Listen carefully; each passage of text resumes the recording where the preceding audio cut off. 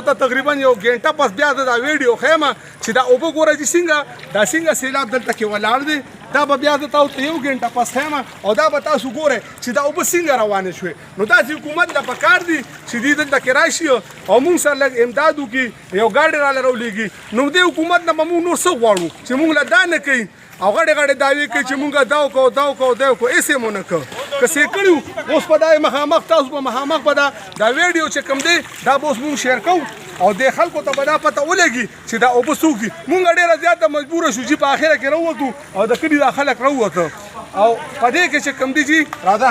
دا جي تقریبا مونږ سره تقریبا 200 فوټ کې چې کوم دی نو سیند دی دا ګوره جي لګیا یې لکسي دا ګوره مزدوران لګیا یې دا ګوره جي راځه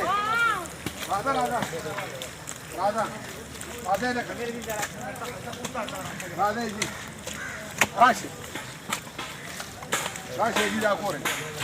دا چې ټول د کلي خلک راغلي دي او ډېر زیات مجبوره شو نو په دې باران کې لګیا یو د کور غم وکړي او که د دې دغه غم وکړي په کورونه یې د اوبو نه ډک پراته دي او دلته کې چې کوم دی دلته کې دا غریبانان نه د ډېره مجبورۍ نه چې حکومت یې په کومیډیا والا هم راغلي نور ایم پي اګان هم راغلي ایم ایل اګان هم راغلي ټول سیاسي خلک راغلي خو چونکې چا یو روپۍ امداد را سره نه ده کړی په اخره کې موږ دونه مجبور شو چې په خپل هم دا کار شروع کړو جي دا ګورئ جي دا لږ غوندې ځای دی جي راځئ جي دا مخامخ یو ګورئ دا سیند دی جي دا ګورئ جي دا سیند دی مخامخ دا تقریبا کم از کم چې ډېر زیات دی نو 200 فوټ ځای جي دا مخامخ موږ سره سیند بهیږي دا وګورئ جي دا راځئ جي دا راځئ جي راځئ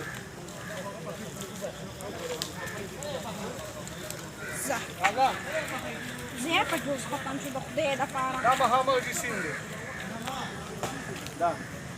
مونږ له دومره قدرې کار 200 فوټ کار راله جي نشي کولی او دې کې کم از کم چینی تقریبا 300 350 400 کورونه یې ده نو 300 400 کورونه دي او مونږ له حکومت دومره قدرې کار په اخره کې مونږ دومره مجبوره شو چې په خپل هم بیلچې راواغېستې او په خپل هم پې کار شروع کړو نو اخر مونږ هم د دې ملک باشندګان یو پاکستانیان یو چې ته د بل ځای نه نیو راغلې تاسو